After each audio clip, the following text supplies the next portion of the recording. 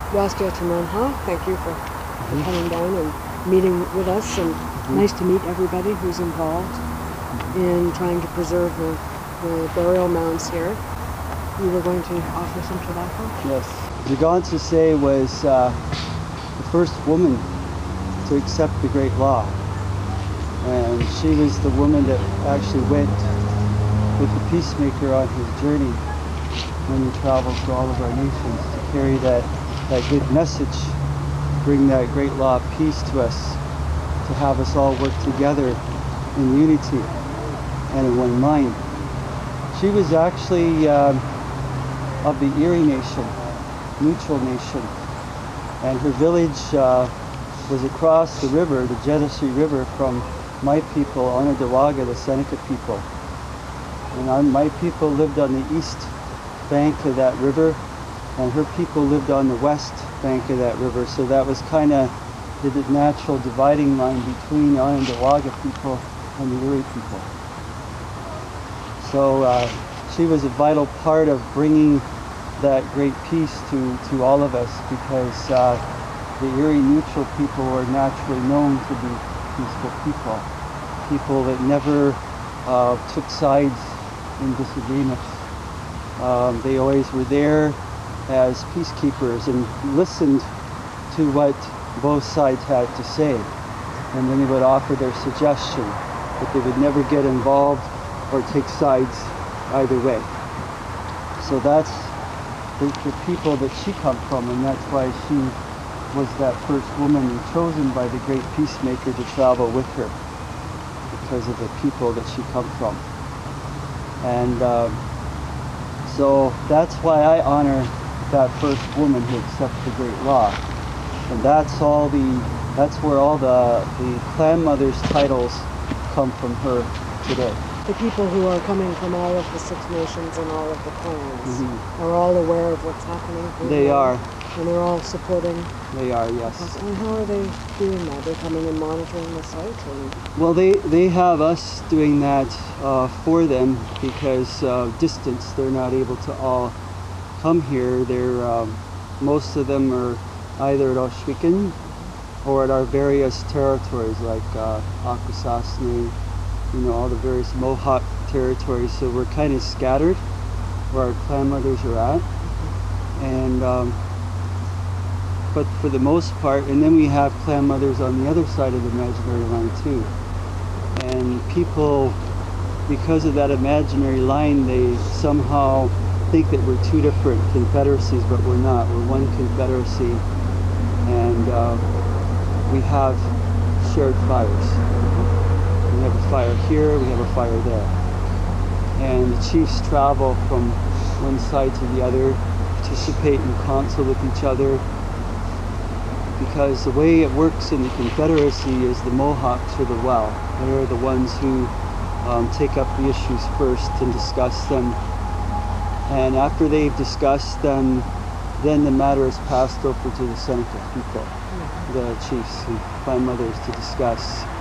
And then after they have discussed the matter, then they have it go back to the Mohawks. And then the Mohawks then pass it over to the younger brothers, who are the Cayugas and the Oneidas. And then after they discuss the matter, then it goes back to the Mohawks again. And then so the Mohawks then gather all the discussions for all the four nations, and then they summarize those discussions, and then they pass it over to the Onondaga, who are the fire keepers. They're the ones that receive the final word from all of us, the clan mothers, and they add their 2 cents to that, and then they just add what everybody else says to what they say, and then they just voice that to the people. And the clan mothers are supposed to be the boss. They're the ones who the people have gone to, and that's will help answer your question. People have gone to them and told them what they want to see happen. So when the clan mothers voice whatever it is that they voice, that's actually come from the people that they represent. And each clan mother represents a clan. So when the clan mothers that were here and the faith keepers that were here came here and saw this, they were sent here by the Confederacy to visually see what was going on here. They decided at that time that this whole park needed to be preserved and protected at all costs. They were very upset with what they seen here. They said that this should never have gone on this long, and these youth and these young people and people that are doing this, they shouldn't even be here. That was their words. They shouldn't be allowed in here at all because this is a burial site, and it's very upsetting to the ancestors for this to be going on here. And that's why we're here, is to help stand up for those clan mothers and those chiefs that can't be here physically. So they've entrusted you in a That sense they have, to yes. act on their behalf. That's right, yes. And is this as the Preservation Society? Yes. And the name of your Preservation Society again is? Taiaiako'n Historical Preservation Society. Right. And you oversee or do you participate in preserving lands and spaces beyond the park? Or is this your primary focus? This is our primary focus right now. The clan mothers have asked us to maintain our focus on High Park and the Thunderbird Mound over at Medway Park. And until those sites are preserved and protected in a good way, then we really can't move on to something else, because if we do abandon this and it's not resolved, then things will happen here that we don't want to happen, you see. So we need to continue our focus here. Then when this is all put back the way it should be, then we can move on and go to other places that are desecrated as well. And it is our hope that once this is resolved here, that it'll just create a domino effect for everything else. So you envision the mounds restored? Yes. In so far as how you understood they were originally constructed? That's right. And would you like to see the area barriered or contained, or would you like to just have it in its natural setting?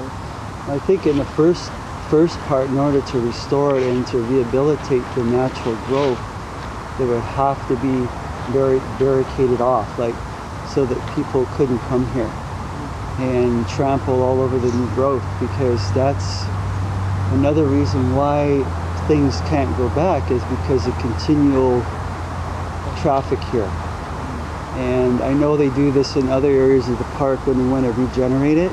They put a fence all the way around it for a period of time to allow that new growth to come back. So I think that's one of the discussions that's been going on here, is in order to keep the erosion in place and not end up in the duck pond, but that's one of the things that probably have to happen. And then maybe after time, when people get used to the fact that it is what it is and have respect for it, they might be able to allow it to be more natural. So you've also had people try to unearth bone fragments and pottery shards and other artifacts from this area? People coming into the space and digging? Yes, they've actually done it under the guise of bicycling.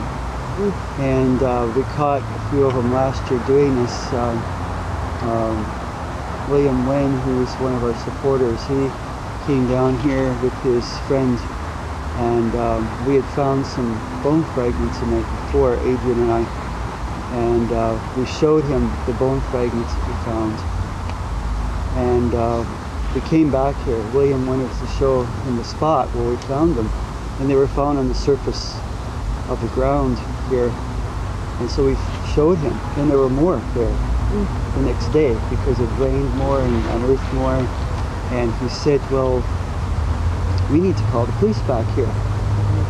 So we did, and they came back within 2 minutes, because they'd already been here once that day.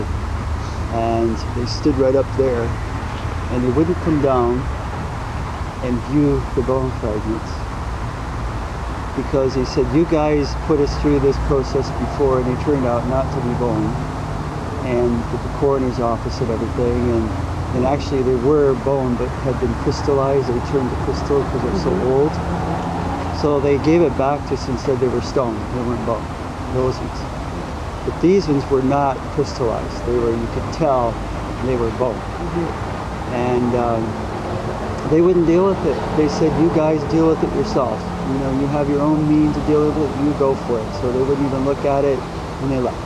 Wow, that's quite incredible, really, isn't it? That is, because that is a violation of the Cemeteries Act.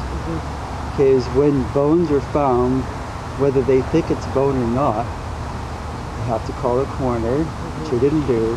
They didn't cordon off the area, which they didn't do that time. And they just said, you guys take care of it, and left. And this was the police? This is the police who did that. In terms of the park itself, what kind of support have you had from them around claiming this as a burial site and seeing it protected or attempting to see it protected?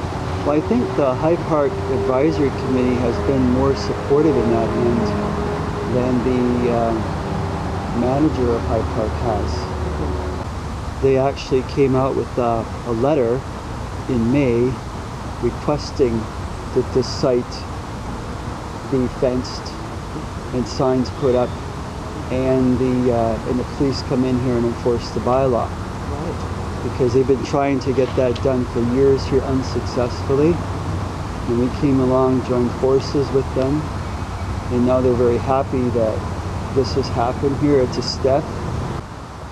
And then when August the 28th happened, a bunch of people came and showed their support with shovels and rakes and wheelbarrows. And it was on the Facebook website of Red Power United, and they had some of their members here that brought the city out and the police out to meet with us and concede to some things. And they did. And they did. And they've helped since then by...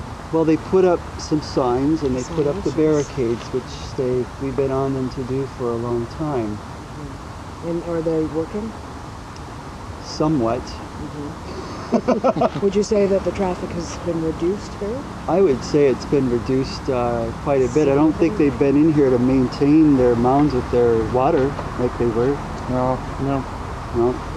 So I think it's reduced the traffic, although I think it's still going on though, because when we come here and are here and we put things in a certain way and we find them moved, or we find that some of the ramps put back a little bit. And you found how many shovels? 17 shovels? 17 shovels, yeah. In various places. In various places, and some of them have ended up somewhere else. Submerged somehow? Yes, yes. Are you hopeful? Do you think that this reclamation of this space will happen shortly? Do you think that you will be successful in your campaign to see it restored? I think it's going to take until next year to restore it, because right now we're in October, and what should have happened by now is the dismantling of all these bicycle ramps in here. But we can't do that ourselves without repercussions.